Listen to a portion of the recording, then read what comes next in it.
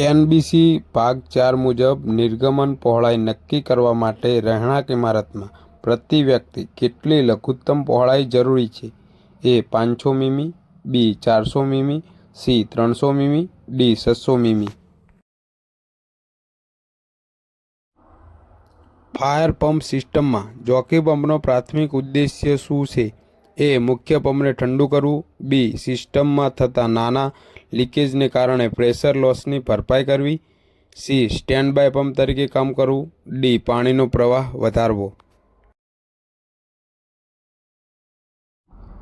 Fire ફાઇટિંગમાં suction માટે વપરાતા centrifugal પંપની કાર્યક્ષમતા વધારવા માટે પંપ અને જળાશય વચ્ચેના વર્ટિકલ અંતરને શું કહે છે?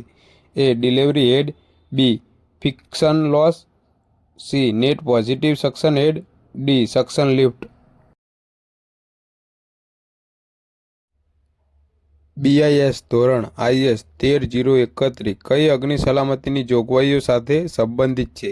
A ફાયર એક્સ્ટિંગ્વિશરનું રંગ કોડિંગ, B બિલ્ડિંગોમાં ફાયર પંપ અને પંપ હાઉસની સ્થાપના, C હેઝાર્ડસ વિસ્તારોમાં ઇલેક્ટ્રિકલ ઇન્સ્ટોલેશન, D ફાયર લિફ્ટની design.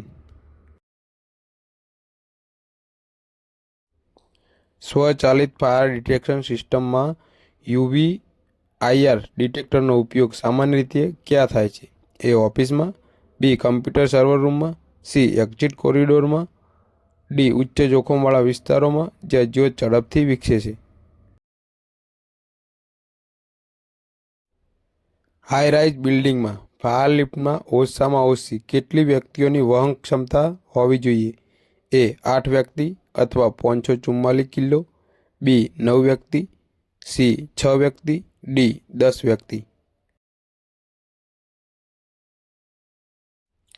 Gujarat fire prevention and life safety major regulation 2023 મુજબ રેસિડેન્શિયલ બિલ્ડિંગની કઈ ઊંચાઈની શ્રેણી માટે FSPAનું ફોર્મ કોડ C1R4P લાગુ પડે છે? A 60 મીટરથી વધુ ઊંચાઈ, B 35 મીટરથી વધુ 45 મીટર સુધી, C 45 મીટરથી વધુ 60 મીટર સુધી, D 24 મીટરથી વધુ 35 મીટર સુધી.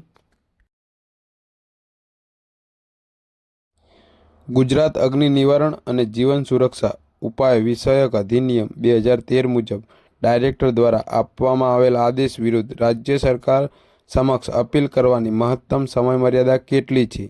A 30 દિવસ, B 60 દિવસ, C 90 દિવસ, D 120 દિવસ.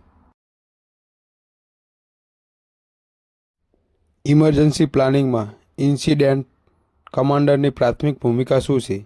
A માત્ર ઘાયલોની ગણતરી કરવી, B માત્ર મીડિયા સાથે વાત કરવી, C માત્ર નાણાકીય વ્યવસ્થા કરવી, D ઘટના સ્થળની તમામ કામગીરીનું એકમાત્ર નિયંત્રણ અને સંચાલન કરવું.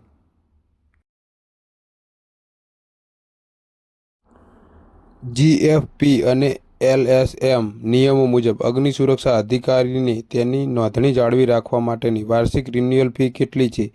A 2500, B 5000, C 7500, D 10,000.